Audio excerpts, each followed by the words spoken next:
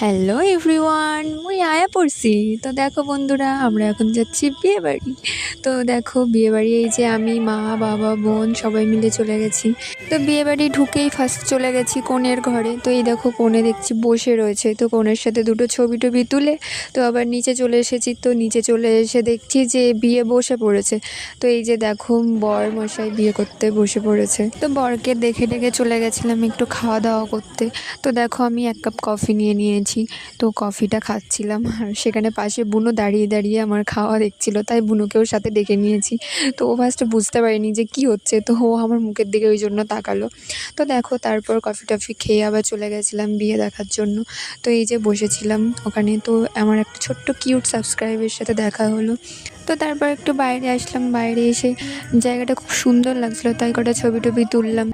তো ছবি তোলা হয়ে যাওয়ার পর 1 ঘন্টা বসে থাকার পর তো খাবার টেবিলে যে